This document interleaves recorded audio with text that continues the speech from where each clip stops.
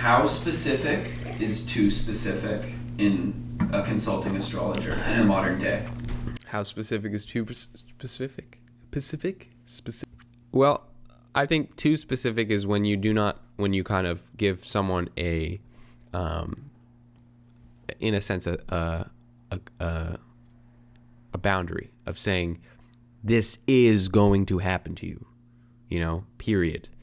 As opposed to, for me, I don't see astrology as causational, meaning that I don't see astrology as Saturn caused this bad thing to happen in your life. I don't see it like that.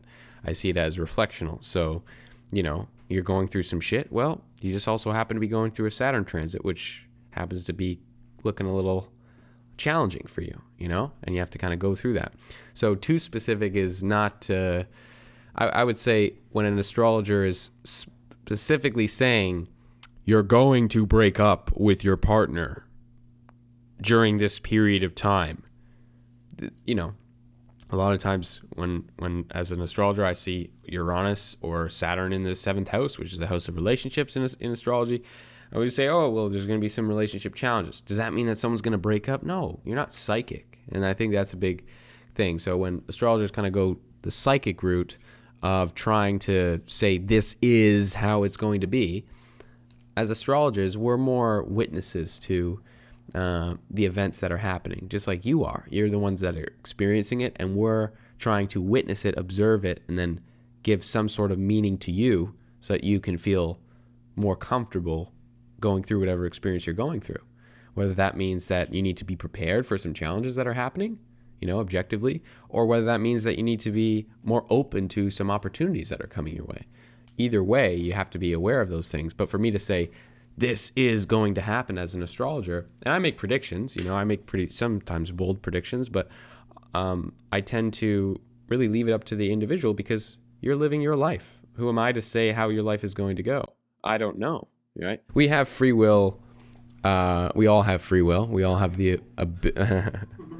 Well, I'm a proponent for the fact that fate exists, but within fate exists free will. So we have choices that lead to various outcomes. Ultimately, it leads to the same place because we're going to the same place at the end of the day, So free will is up to us as the individual. And that is also based on conditioning, which as an astrologer, if you're just doing a one-off consultation with someone, who am I to know? Like, I don't do a full background check of all your conditioning and your childhood. And, it's like there's not enough time to do that, like a full psychological analysis to say, oh, this person went through this traumatic experience when they were 7 years old.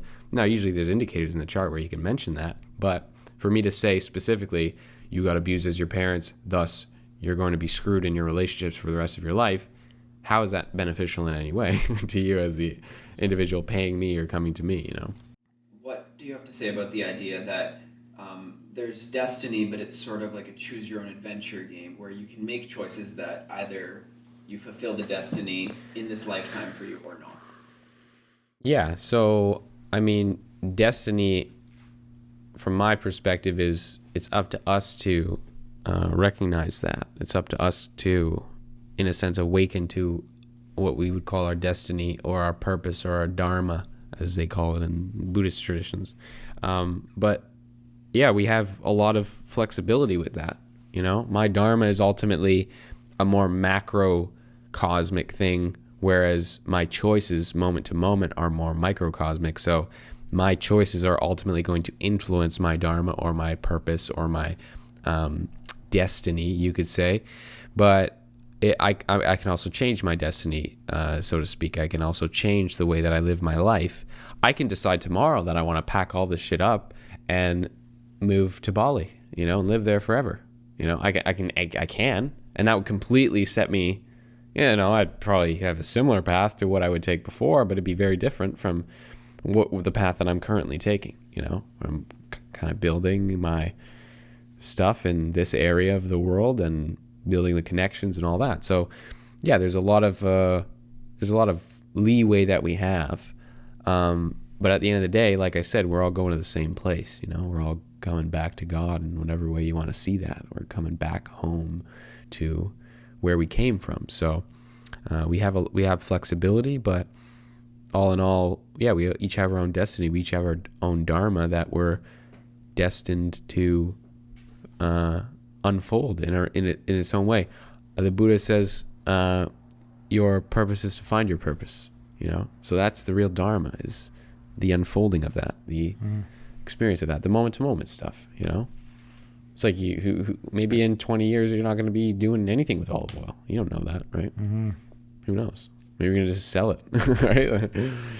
You don't know. So you may decide you just want to be a monk and live in the Himalayas, or move to Peru and live there, and be a shaman there or something, right? I can see that. Who knows, right? So there's lots of pathways, and I think the sooner that we take full accountability for the fact that we have the power to shift that and change that, because a lot of people feel cursed to their circumstances. A lot of people feel a victim to what's going on and victim to their lives. I am this way. Well, my parents made me this way. As soon as you turn 18, you can't blame your parents anymore. As soon as you move out, it's like, okay, sure, they messed you up. Now what? So that's kind of, where I stand, at least with the destiny, free will, and dharma and all that stuff. But you may have not caused the cut, but it's your responsibility to tend to the wound. Yeah, to heal it. Yeah. It's like something happened 5 years ago, 10 years ago, 20 years ago, 30, 40, 50 years ago, and people are still blaming that past situation for what has happened, as opposed to taking responsibility for how I feel now. What matters? What happened 50 years ago, or what happened right now? What's happening right now? You keep bringing that up moment to moment. Well, you're gonna suffer moment to moment. It's like constantly putting vinegar on an open wound. It's like, screw you, man, you're over there. It's like, you're the one that's causing this. It's like, no, they're not even doing, they don't even think about you anymore. No. Yeah, people are a victim to their own circumstances and fears and beliefs, paradigms. So it's a touchy subject. Yeah, for sure. A lot of people get very offended when I talk about this stuff, because it's hard to take responsibility. I know that firsthand, and I'm sure you do as well. Like everybody that has taken responsibility for their life knows how hard it is to take responsibility for their life, but nonetheless they were able to do it. And it's like, if someone out there who had much worse of a circumstance growing up than you did and was able to make it out better than where you are now, I think you're going to be all right, Even myself today, I still have to, what I'm, I guess, proud of myself is that I can, at least maybe not in that exact moment, but shortly after, go, hey, I'll take responsibility for that. Whatever sort of has played out in my life is completely my doing. I was not in the right place, in the right mind, own up to it, and then forget about it. Obviously, if it keeps reoccurring, or someone's keeps abusing you or something, then you gotta know different. You gotta make a different move. But there's some lifestyle choices that often need to be made too. It's like people want to break the chain of abuse. I do a lot of work with relationships, and people want to break a chain of abuse. Well, if you're in an abusive relationship, there's no way you can break the chain of abuse without leaving that. It's like trying to say, oh, well, I'll just work on my stuff, and then this person will just stop beating me up. It's like, well, no, you gotta leave, and that's part of it's part of the healing experience too, is having the courage to do that. For a lot of people, a lot of times we need to move and change our circumstances in order for our circumstances to change. So an uncle of mine once said that if you want the things in your life to change, you're going to have to change the things in your life. And it takes that first step for you to say, I want to do something about this. And then when you have the courage to take that first step, you'll be surprised of how much support you really get. Maybe not by the people and your friends in your life, but by the universe as a whole, or God as a whole, whatever you want to call it. One of my sayings, or it's mine, I'm coining it as mine, but it's change or be changed. That's the same thing, exactly.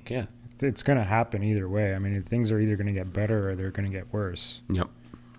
And obviously, we always want them to get better. Yeah, in our favor. Mm-hmm. You know, because it's if you're being changed by your circumstances constantly, it's not in your favor. You know, macroly it is, whether you're aware of it in the moment or not. Sometimes the hardest situations end up being the biggest blessings. In fact, all the time. At least that, from my own experience, that's what I've found. And so yeah, you do have to make that choice, and it is a conscious choice. And that's the element of free will that I like to talk about, because that's what it's all about. It's not about, like, we think that free will means that we play God, and that's not really what it's about, because we're all interconnected. We're all co-creating this dream, you know? But what it is, what free will really is having the choice to say, I can control my behavior. I can control my emotions. I can control and regulate my nervous system, right? I can control and deal and process with my emotions. If you do all that, your life will inevitably change, you know, very, very quickly. And so a lot of times people focus too much on the circumstances and not enough on themselves. Mm-hmm. Who's creating the circumstances? Are the circumstances creating you, or are you creating the circumstances? Mm-hmm. And it can't be both. It's got to be one or the other.